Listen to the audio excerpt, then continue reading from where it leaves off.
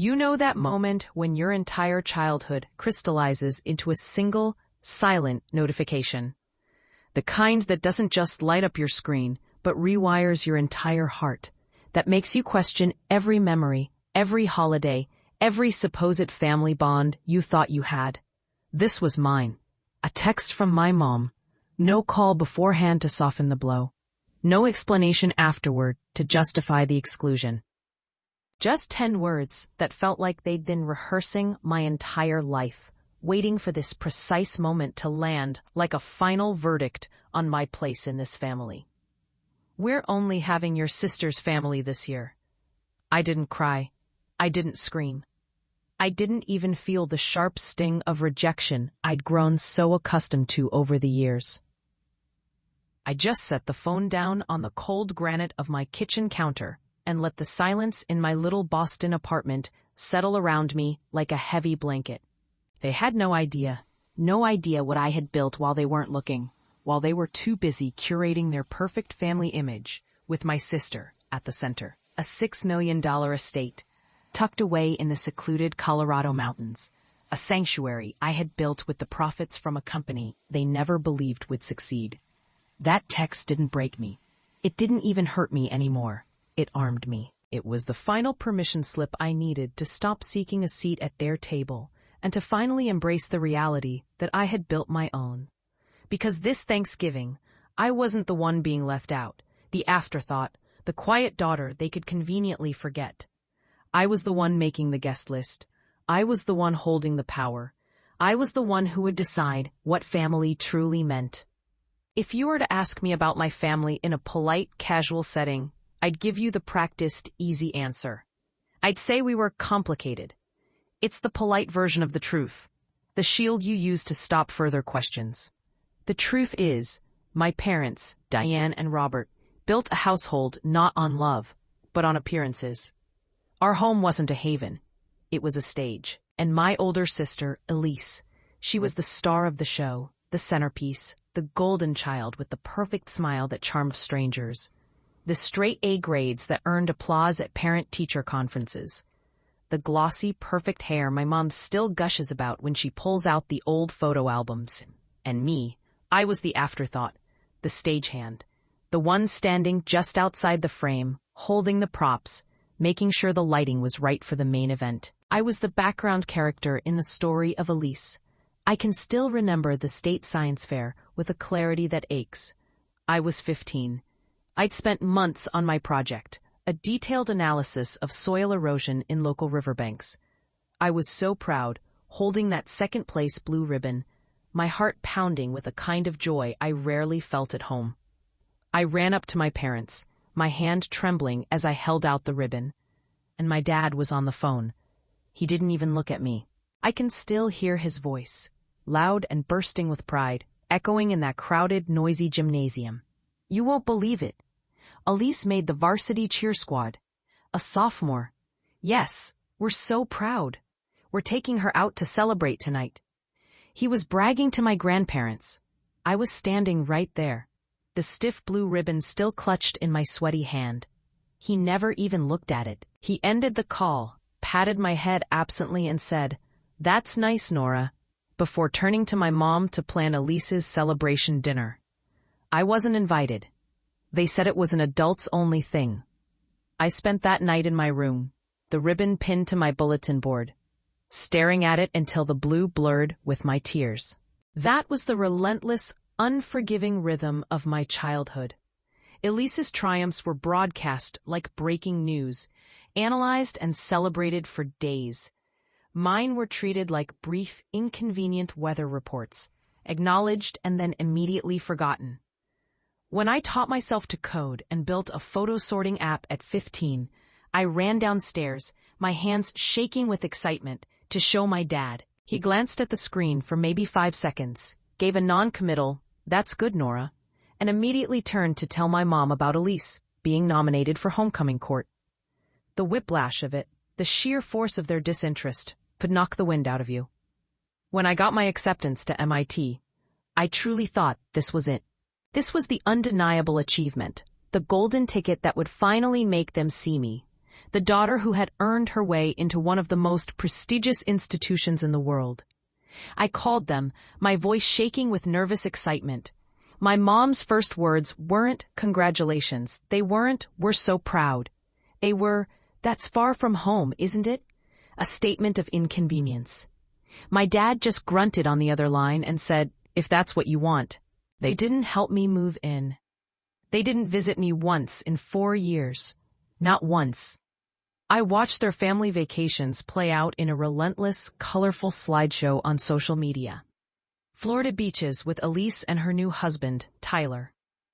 California wine tours, ski trips in Aspen. I was always a spectator to my own family.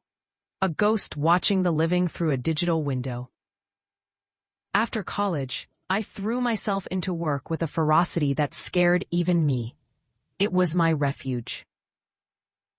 I launched my first startup at 26, a small software company.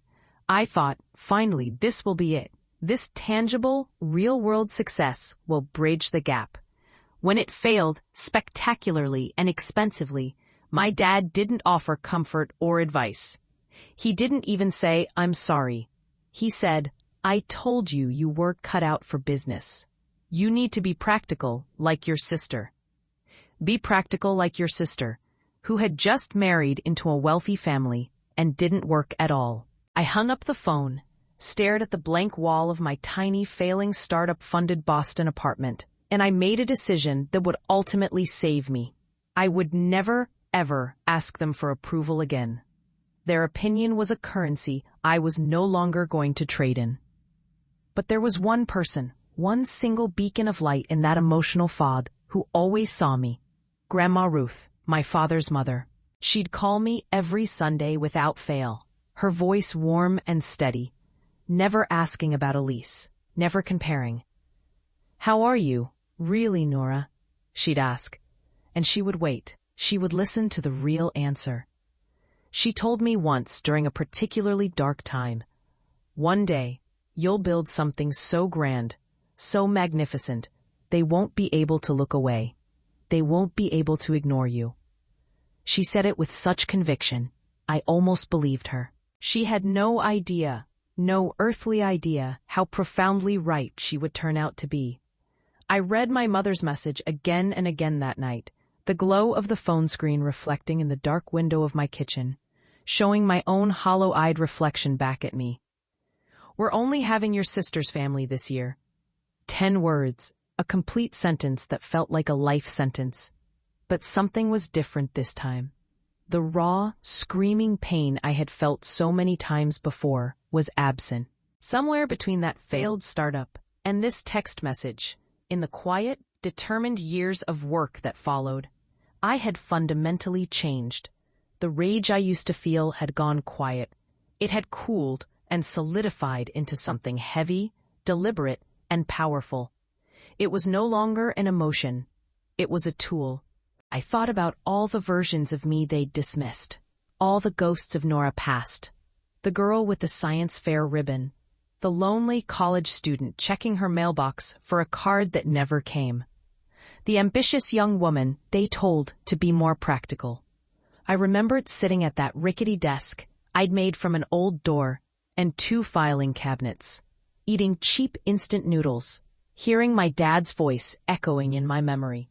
Be practical like your sister. And I realized with a chilling clarity that maybe that's all they had ever wanted, for me to stay small, to be quiet, to not make waves, to not succeed in a way that overshadow their chosen narrative. So small, I'd eventually just fade away from their picture-perfect lives, a footnote they wouldn't have to explain. What they didn't know, what they never bothered to find out, was that the practical daughter they praised had simply married into money and status, while the impractical, ambitious daughter they dismissed had been silently, relentlessly building her own empire from the ground up. A year and 3 months earlier, I had sold my cybersecurity company, CyberShield, for $320 million. The news was in Forbes, in TechCrunch, in Business Insider. But my parents never moved in those circles. They never read those publications. They were too busy playing golf with Tyler's parents, too busy boasting about their son-in-law the surgeon. They never saw the headlines. They never knew. The ink on the contracts was barely dry when I found the property in Colorado. It wasn't a spontaneous purchase. It was a deliberate act of creation.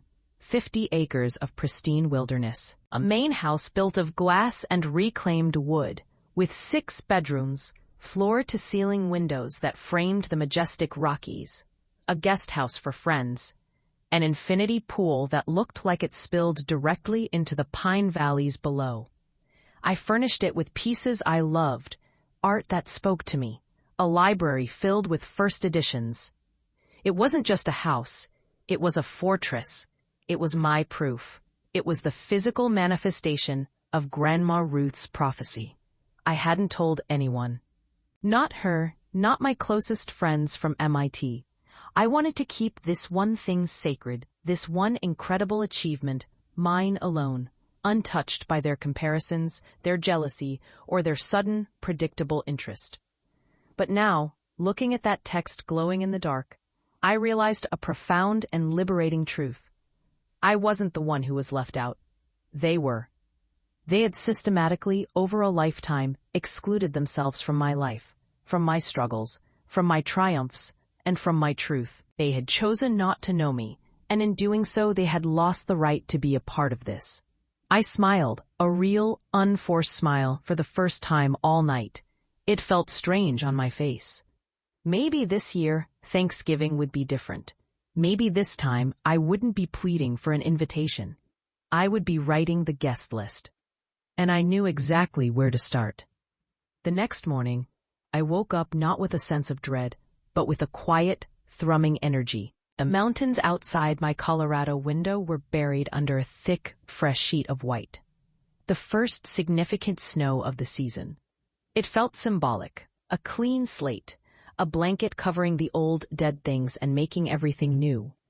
I wrapped myself in a thick robe, made a cup of rich, dark coffee, and sat on the deck, my laptop open before me. The cold, thin air was sharp and clean in my lungs. For the first time in years, I wasn't anxiety-ridden about the holidays. I was architecting them. I was the director of this play. I opened my contacts list. I started with Uncle Henry, my father's brother, the one who always snuck me extra dessert and told silly jokes when the dinner table tension got too thick. "Uncle Henry," I said when he answered, his voice rough with sleep. "Nora, everything all right, kiddo?" "Everything's great," I said, and for the first time, I meant it. "What are you and Aunt Carol doing for Thanksgiving?" He hesitated. I could hear the reluctance in his voice. "Well, your mom, she said they're keeping it just immediate family this year. You know, with Elise's in-laws coming and all." "Right," I answered, my voice soft but firm, leaving no room for argument. "Guess that means us, too. How would you and Aunt Carol like to spend Thanksgiving in Colorado? All expenses paid. First-class flight, car service, the works." The silence on the other end was profound. "Colorado. Nora, what are you talking about?" "I have a home here, Uncle Henry. A big one, and I'm having a proper family Thanksgiving. I want you there." One by one, I called them. Aunt Linda and her 3 kids, who were always relegated to the kids' table well into their teens. Aunt Carol, who my mother always whispered was a bit too much. Uncle Stephen and Karen, who had fallen on hard times and who I knew felt like a charity case at my parents' house. My cousins scattered across the country, who were always deemed too loud or too political. I called my 2 closest friends from MIT, Rachel and Ethan, the ones who had been my real family through all the late nights and startup struggles. And every single one of them, before saying yes, said the same thing. "Your mom told us she's keeping it small. Your parents said it was just for Elise's side this year." The pattern was not just clear, it was damning. My parents hadn't just uninvited me. They had deliberately cut out 20 people, their own siblings, their nieces and nephews, to curate a more impressive guest list for Elise's in-laws. Our family had become a performance, and anyone who didn't fit the polished upper-middle-class script was unceremoniously edited out. Then I called the one person whose presence would make it all complete. Grandma Ruth picked up on the second ring. "Nora, sweetheart, I was just thinking about you." "Grandma," I said, a genuine warmth spreading through my chest. "How do you feel about spending Thanksgiving in Colorado?" She laughed, that warm, knowing, wonderful sound. "As long as I don't have to cook a 20-pound bird or listen to your mother fuss about the table settings, I'm in." "Perfect. Just bring your appetite and your best stories." That afternoon, the planning began in earnest. This wasn't just about throwing a party. It was about crafting an experience, creating a new memory to overwrite a lifetime of old, painful ones.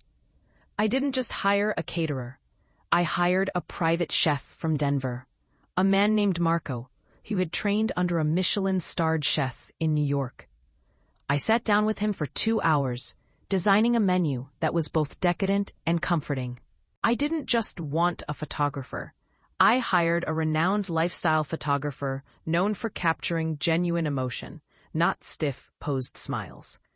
I worked with a luxury concierge service to book first-class flights, arrange for luxury SUVs to meet my guests at the airport, and book them into a beautiful boutique hotel in the nearby town for the nights surrounding Thanksgiving, so no one felt cramped.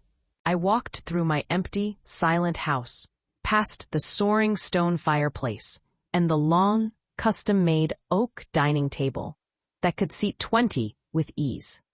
I ran my hand over the smooth wood. I could feel the space waking up, ready to be filled with the kind of loud, messy, authentic joy that had been absent from our family gatherings for as long as I could remember. For each guest room, I left a carefully chosen, personal gift. A vintage, handcrafted fly rod for Uncle Henry, who had patiently taught me to cast a line in his muddy backyard pond when I was 10. A delicate, hammered silver bracelet from a local Colorado artist for Aunt Carol, whose style I had always admired.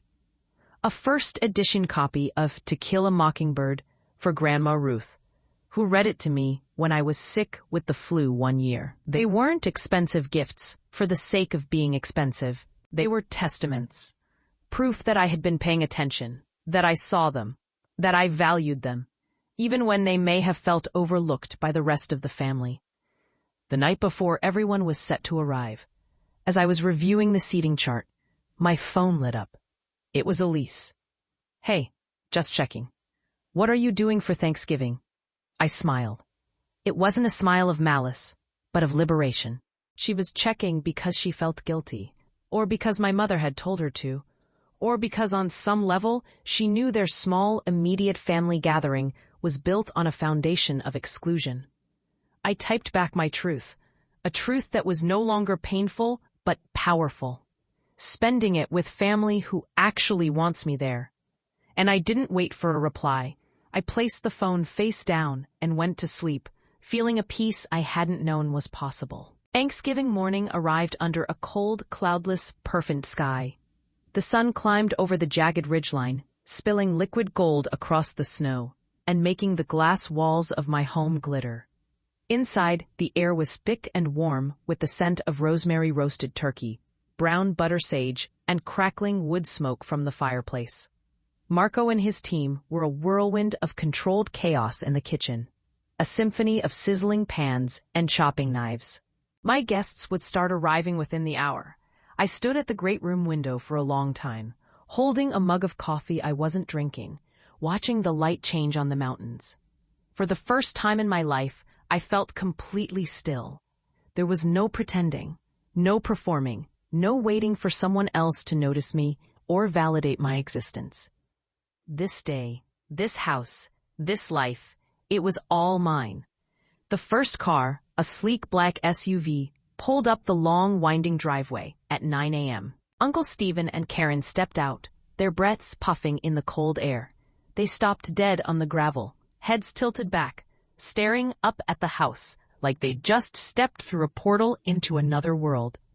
"Holy hell, Nora," Uncle Stephen breathed out when I opened the massive front door. This is yours. All mine," I said, my smile easy and genuine. "Welcome home." Karen stepped inside, her eyes wide as she took in the vaulted ceilings, the modern art, the breathtaking view through the back windows. "It's beautiful, Nora. Just breathtaking. I can't believe your parents didn't want to be here to see this." "Their loss," I said, and I truly, deeply meant it. It was no longer my burden to carry. Over the next 2 hours, the house filled with a beautiful, cacophonous symphony of laughter, footsteps, and overlapping conversations.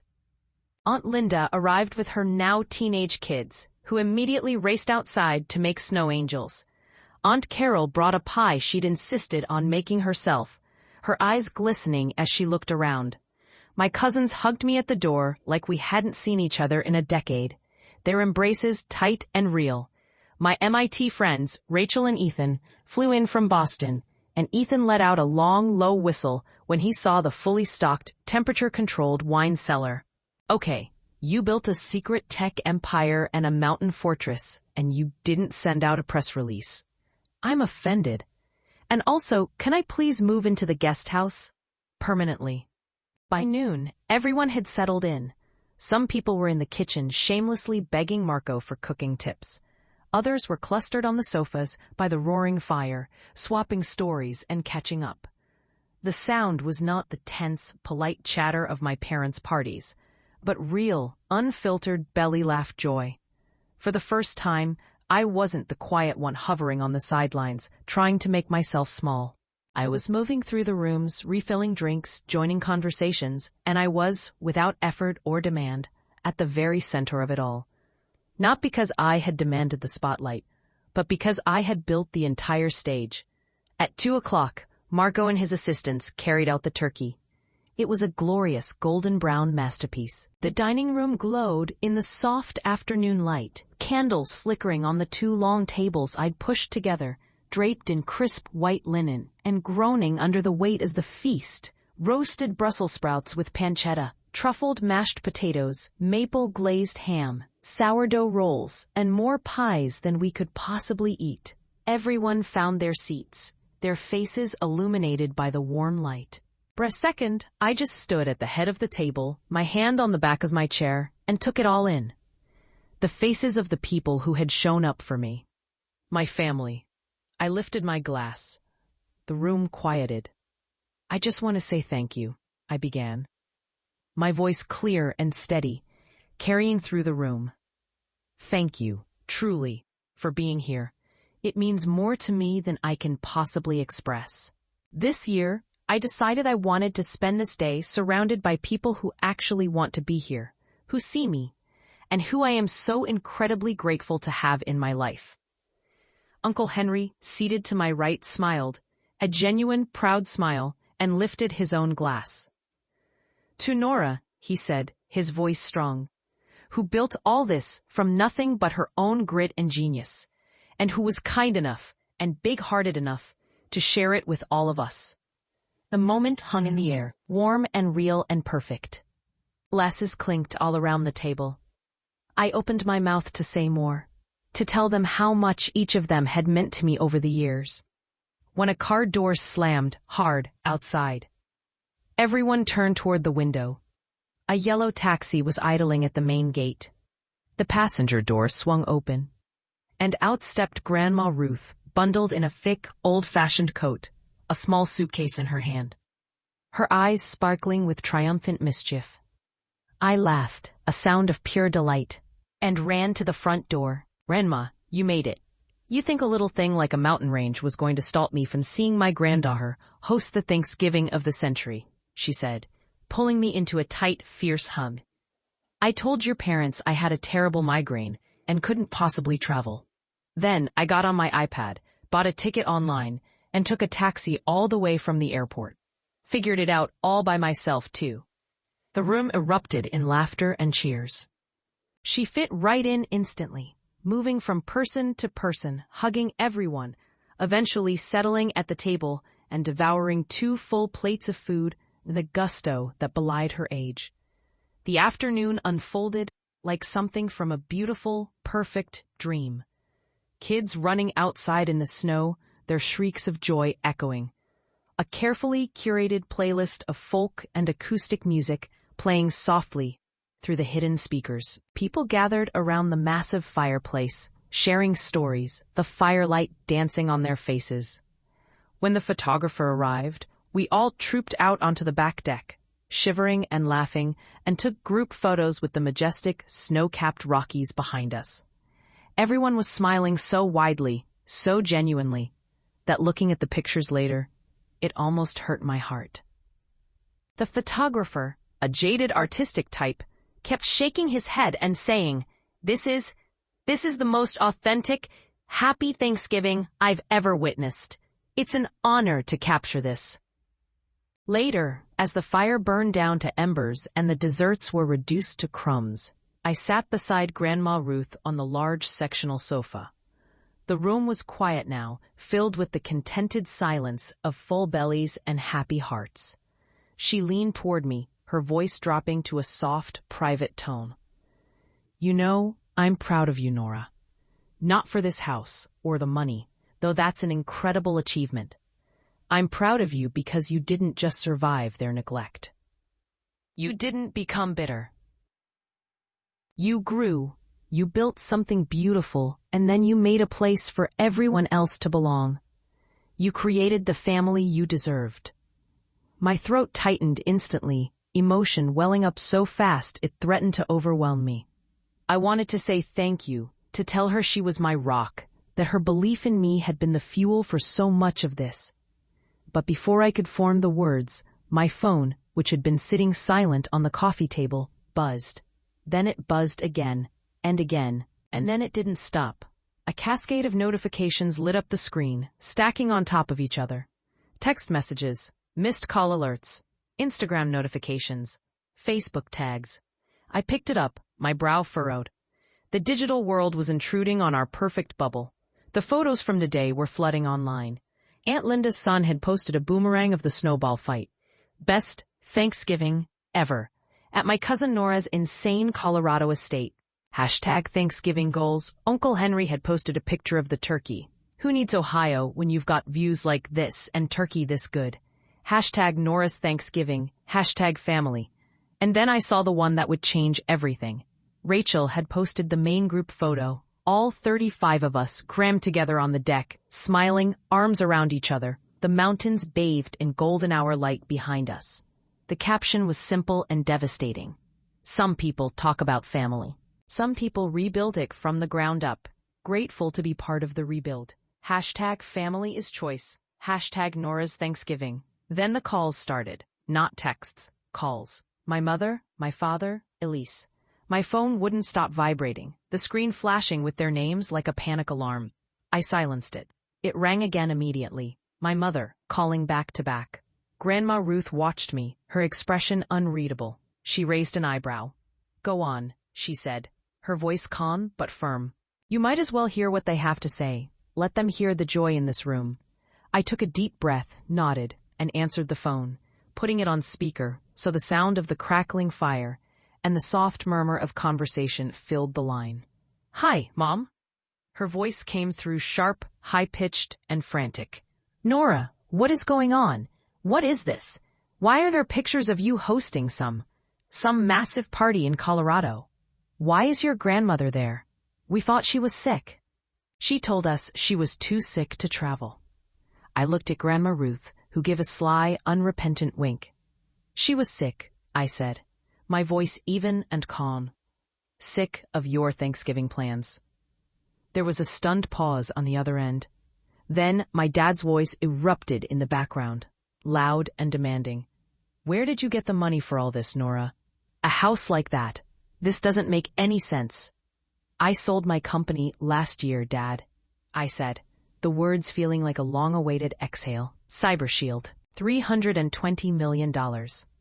The silence that followed was so profound, so absolute, I could hear the faint crackle of the fireplace in my own room, and the hum of their stunned disbelief on the other end of the line. It was a silence filled with the shattering of their entire perception of me. Then my mom whispered, her voice thin and reedy. Why didn't you tell us?" "I tried," I said. the memory of last Christmas, of their glazed eyes as they talked over me about Elise's son's piano recital, flashing in my mind. Last Christmas, I started to tell you about the acquisition. You were too busy talking about Michael's piano recital. You changed the subject before I could finish a single sentence. End. Elise's voice cut in then, tight, anxious, and strangely petulant. Do you have any idea what this looks like, Nora? Do you? Our Thanksgiving looks pathetic and empty compared to this spectacle. Everyone is asking us why we're not there. You've made us look like fools. I felt a surge of pity for her then. She was still trapped in the performance. That's not my problem, Elise, I said quietly. My problem was building a day for people I loved. Your problem seems to be worrying about how it looks to people you're trying to impress. Then another voice, clear, calm, and authoritative, cut through the chaotic line. Grandma Ruth, leaning toward the phone on the coffee table. Put it on speaker properly, Nora. Let them all hear me. I tapped the speakerphone icon. It's on, Grandma. Mom. My dad's voice came, startled and confused. You're really there? Of course I'm here, Robert, she said, her voice like steel wrapped in velvet. And it's about time you all listen to someone other than yourselves for 5 minutes. She took a slow, deliberate breath, and I could picture my family on the other end of the line, frozen, forced to listen. You have taken Nora for granted her entire life. You pushed her to the sidelines. You made her feel small, all so you could polish Elise's crown and bask in the reflected glow of her husband's family. And now you're not hurt that you missed this. You're embarrassed. You're humiliated because the world, your whole world, got to see the proof of what you've been missing. They got to see the remarkable, resilient, brilliant woman your daughter became in spite of you, not because of you. She didn't do this to hurt you.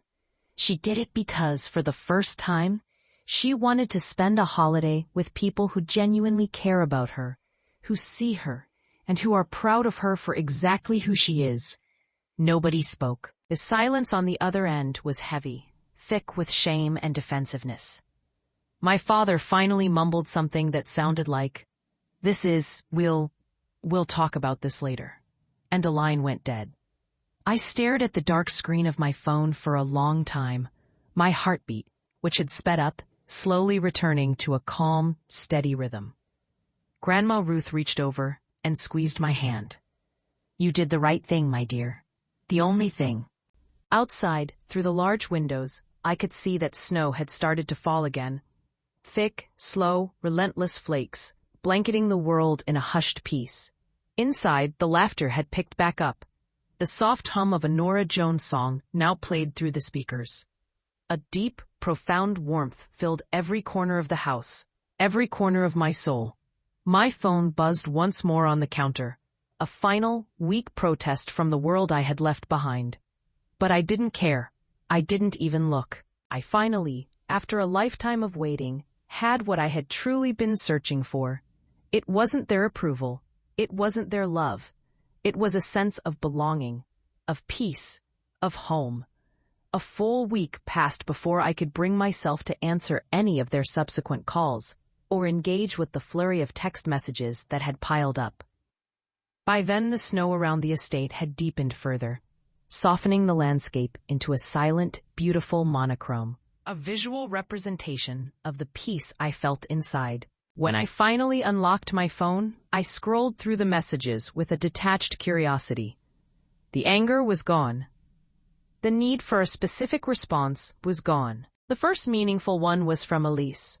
I've always been secretly jealous of you. You got to choose your own path. You failed and you got back up.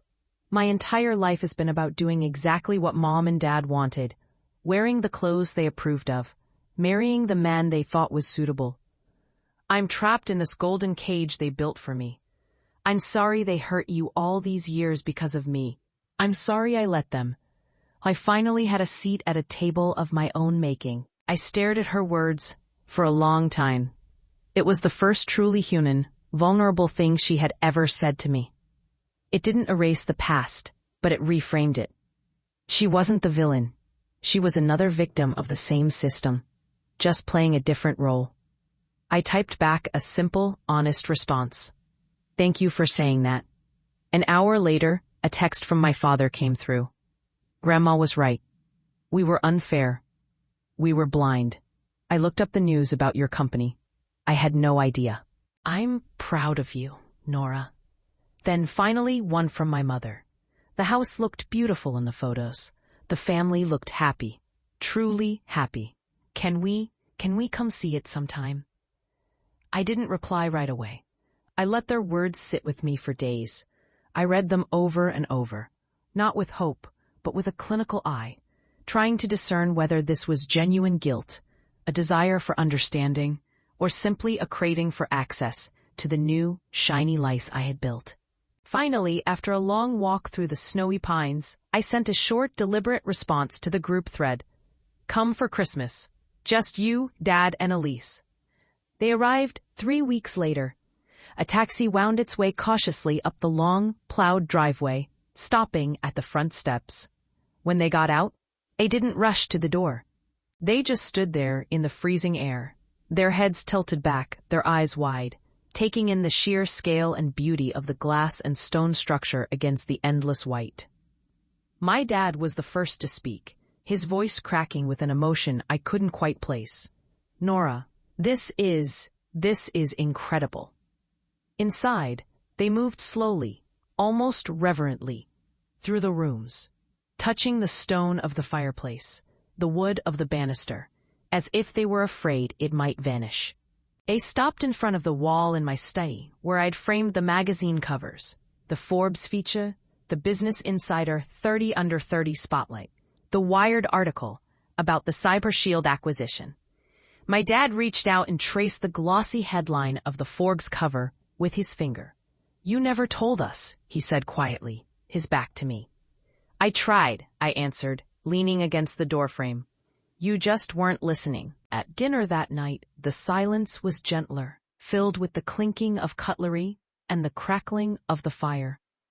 My mom set her fork down carefully and looked from me to my father and back again. We failed you, she said, the words simple and stark in the quiet room. We were so busy trying to keep up with a certain image, to live through Elise, that we didn't see the titan we were raising right in our own home. We didn't give you what you needed. I am so sorry. My dad nodded, his gaze fixed on his plate before he looked up at me. We can't change the past, we know that. But we want to try to start over, if you'll let us. I didn't trust the moment completely. The wounds were too old, too deep, to heal in a single night. But for the first time, I didn't need their apology to feel whole. Its power over me was gone. Grandma Ruth, who had decided to stay through the holidays, raised her glass, a gentle, knowing smile on her face. To new beginnings, she said, her voice warm, and to people who finally decided to show up. The table clinked with quiet, hesitant laughter. Snow fell outside the windows, soft and endless, wrapping the world in a blanket of quiet possibility. For the first time in over 30 years, sitting at the head of my own table, surrounded by the complicated, flawed, but trying members of my family, the air around us felt, if not perfectly warm, then at least no longer cold. On Christmas night, after the dishes were washed and the fire had burned down to glowing embers, I walked out onto the deck. The mountains were stark black, cutouts against the moonlit snow, the sky a vast, endless expanse of quiet, glittering stars. Behind me, through the glass door, I could hear the faint, unmistakable sound of laughter. My parents and Elise playing a board game with Grandma Ruth. The sound was oddly easy, almost normal. It wasn't the family I'd been born into, and it wasn't the family I built from friends. It was something new, something fragile and tentative, a bridge built over a deep canyon. I wrapped my coat tighter around me and smiled to myself, my breath puffing in the cold air. It wasn't perfect, and it never would be. The history was too long, the scars too permanent for a storybook ending. But maybe, just maybe, that was okay. The girl who used to beg, to plead, to ache to be seen was gone. In her place stood a woman who had built her own seat at the table, who had constructed an entire world where she belonged, and who now had the strength and the security to decide who else to invite in. Family isn't about who invites you first. It's about who shows up, consistently and authentically, for the person you have built yourself to be. I took one last long look at the house, glowing with golden light behind me, a beacon in the vast dark wilderness. Then I turned my back to the majestic freezing view, pulled open the heavy glass door, and stepped back into the warmth. Finally, I whispered to myself, and the word wasn't a sigh of relief, but a statement of fact. It was done.